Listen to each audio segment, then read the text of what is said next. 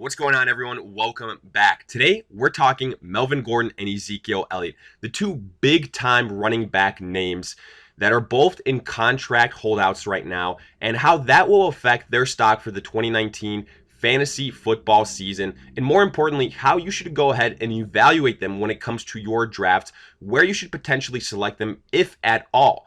But before we get into that conversation, another quick reminder, if you haven't already, check out the 2019 ADP Fantasy Football Draft Guide. Get yourself a copy now for a steal of a price, only $5. You get top 150 overall player rankings in standard and PPR formats, individual player bios, player projections, on top of advice for snake and auction drafts, and more. All the information is in the description, so go ahead, get yourself a copy now. But with that being said, let's go ahead and break down this topic. Now, when it comes to both these running backs, Melvin Gordon and Ezekiel Elliott, both these guys were early first-round picks only a few weeks ago. But now with these contract disputes, we've seen a lot of changes. Melvin Gordon, if he wasn't going 5th overall, he was usually going 6th overall, while Ezekiel Elliott was a top 4 overall choice, slam dunk, no questions about the format, even going 1st overall. But when you think about the Le'Veon Bell fiasco, how recent that was just last year, and the precedent he set for big-time running backs to potentially hold out if they're not happy, well, it makes sense why fantasy owners are getting nervous about Gordon and Ezekiel Elliott. And I don't fault anyone for that. It makes sense. But let's look at each individual case a little bit more so to see if either one of these guys is worth picking up, what level of concern you should have for them, and where you should potentially target them. And let's start with Melvin Gordon, because I do think his situation is a little bit more unique. Because Melvin Gordon, his holdout has lasted for longer than that of Ezekiel Elliott. He's not quite on the level of Ezekiel Elliott as far as elite running backs, but he wants to get paid like that. And he's on his 5th year of his rookie deal. And he's pretty much said that he wants a trade or he's going to sit out. However, there's a couple of problems here. First and foremost, the Chargers don't quite need Melvin Gordon as much as the Cowboys need Ezekiel Elliott in my mind. Also, they have some very good backup running back options in both Austin Ekeler and Justin Jackson. And I will say, if you draft Melvin Gordon, if you've already made up your mind, absolutely you have to get one of those guys in Ekeler or Justin Jackson at this point in time based on who you think will get the majority of the carries. Personally, if you had to ask me right now, I would say it's Austin Ekeler. I think he's the more complete running back, and I think he probably wins out maybe because it will be some type of timeshare, but percentage-wise, I think 65 to 70% of the carries when it's all said and done if Melvin Gordon doesn't play. But after having done a bunch of research across different platforms, different mocks, the consensus with Melvin Gordon is obviously there's a huge risk, and his ADP has dropped because of that, as you would expect, but it's been a huge drop. It's gone from early 1st round to end of the 2nd round, potentially to end of the 3rd round. You know, that's kind of the range. And honestly, I wouldn't be surprised if it continues to drop as we move along these several weeks before the fantasy season starts and no progress has been made. And that's the problem. It doesn't seem like any imminent progress right now is coming. So the question is, would you rather have Melvin Gordon at that kind of turn of the 2nd round versus a Kerryon Johnson versus an Aaron Jones, Devonta Freeman, Nick Chubb, some players like that? And, you know, at this point in time, I'd probably go with the other guys just because they don't have that big of a question mark looming over them. And keep in mind that Melvin Gordon also has struggled with nagging injuries from time to time, so maybe that plays into the equation. But look, I talk about risk every single fantasy football season, and I harp that I think that you should take a couple of smart risks.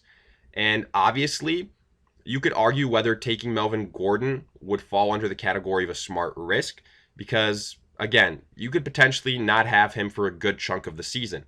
But if he goes ahead, only misses 1 week, 2 weeks, even 3 weeks, and you got him in the 3rd round, if you got him, you know, late 2nd round even, that is one of the steals of the draft. And you could say the same thing about Ezekiel Elliott. But with Melvin Gordon, even more so, just because that huge ADP drop-off. So again, even though right now I don't feel as good about Melvin Gordon as I do with Ezekiel Elliott, I'm not putting him on my do not draft list.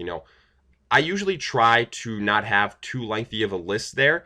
And I think at this point in time, it's too early to put Melvin Gordon on there because pretty much for every single player, at some point in time, the value just becomes way too good to pass up on them, as many question marks as you might have associated with that specific player. And I do think that applies for Melvin Gordon. So if right now you had to go ahead and ask me where I'm taking him, I'd probably say third round. Would I rather take him or Ezekiel Elliott? Definitely Ezekiel Elliott. I have a lot more faith that Zeke is going to play earlier on for more games than Melvin Gordon. But at the end of the day, I do think Melvin Gordon and Ezekiel Elliott will end up playing this season for more games than not. So that's why I kind of want to get this out there to show you guys that I do think there is a lot of opportunity for both of these players. But again, if you had to go ahead and ask me who I prefer, Ezekiel Elliott, Melvin Gordon, I just have a lot more faith in Ezekiel Elliott. So I'm probably fading Melvin Gordon at this point in time. But let's look at why I have more faith in Ezekiel Elliott, because we went over Melvin Gordon's situation. Now let's look at Ezekiel Elliott's and the Dallas Cowboys, because Zeke pretty much is going the same route of Todd Gurley, where he's still got 2 years left on his contract, but he wants to get paid now. And he deserves to get paid. He deserves Todd Gurley money. He deserves Le'Veon Bell money. Hell, he deserves to be the highest paid running back in the NFL. But the Dallas Cowboys, they've got a couple of different players that they need to take care of, not just Ezekiel Elliott. They've got Dak, they've got Amari Cooper. All those guys are going to want big money. Now, if you ask me, it's not even close who the most valuable guy is for that team. It's Ezekiel Elliott. Unfortunately, the running back position has been just absolutely decimated as far as value in the NFL. So that's why you see a lot of these holdouts, and it's probably going to continue in the next several years with these big time running backs, especially ones that are on their rookie deals. But with Ezekiel Elliott, he's supposedly said that if he doesn't get a new deal, he's prepared to sit out the entire season. However, the Dallas Cowboys historically have a history of paying their guys. So I do think ultimately a deal gets done here. And if Ezekiel Elliott does miss a few games, I don't think it'll be that many. If ultimately both him and Gordon miss games, I think Zeke misses less. Just because, again, I don't think the options in Dallas are as good as that of the Chargers. Now, you're hearing a lot of buzz from the Cowboys and from a lot of people about Pollard and him being the backup to Ezekiel Elliott, and how in Zeke's absence that he could be that guy, the Ezekiel Elliott replacement. You've seen some nice things from him in the preseason so far, so definitely getting excited about him. And I will say, if you draft Zeke, absolutely get Pollard as that backup, because you have to go ahead and get insurance, whether it's for Ezekiel Elliott or for Melvin Gordon, when you're dealing with this type of contract dispute. We saw it last season with Le'Veon Bell and James Conner. Don't put yourself in that same position again. But let's look at Ezekiel Elliott's average draft position, which, like we said again, was anywhere from the first to the fourth overall player. Now, it's starting to go lower. Again, not as drastically as that of Melvin Gordon, because again, we all know Ezekiel Elliott is just elite on another level. But I have started to see him, again, through various mocks on a bunch of different platforms, start to slide a little bit. He's not a lock for a top 4 pick right now. You could get him 5th, 6th, 7th, 8th, 9th overall. So mid to late first round now, Ezekiel Elliott. If you had to ask me again now where I would pick him, I still feel confident that Ezekiel Elliott will play, and I still have him as a top 4 overall running back. Look, at the start of this season, or again, only a couple of weeks ago, I had him as my top overall running back.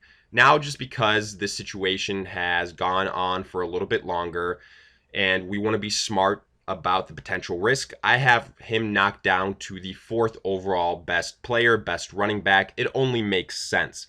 But again, I think if he drops past that 4th pick overall, if he's there, I'm absolutely taking him, because I think he's going to play. I think he's going to play for the majority of the season. He's got a good offensive line, even though they're a little bit dinged up right now. I think he will get plenty of action. We know the volume that he gets. It's absolutely ludicrous. It wasn't even close to the next guy up last season. 60 more rushes for Ezekiel Elliott, around that neighborhood. And I think you're going to see the similar type of usage this season.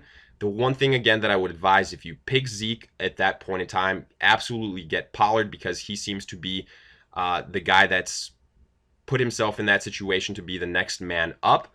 But hell, even if I was picking 4th overall, I'm still taking Ezekiel Elliott, because he is a running back. That's the most important position in fantasy football. Make no mistakes about it. And I just think that the risk there, compared to that of Melvin Gordon, it's not even close. I think a lot less risk for Ezekiel Elliott. So I'll still take him 4th overall. I'll still take him in the 1st round. You know, in auction drafts, it's a little bit different. It's all about how other people value him. So people really set the market on a player. So it's tough to go ahead and comment on that. But right now, he's not going quite as high as the other 3 guys in Barkley, Kamara, and Christian McCaffrey. So you could, again, potentially get a deal there. And with that being said, my overall takeaway here is Melvin Gordon, I'm going to go ahead and fade him. Ezekiel Elliott, he's still a 1st round selection in my eyes. I think a deal gets done. I think the potential upside for Ezekiel Elliott is a lot higher. Now, I will say that the value we're getting on Melvin Gordon right now is just through the roof if he does return for week 1, because you get him at the end of the 3rd round. That's absolutely ludicrous, and he plays. You just won your draft. You know, that's going to be the biggest steal no matter what.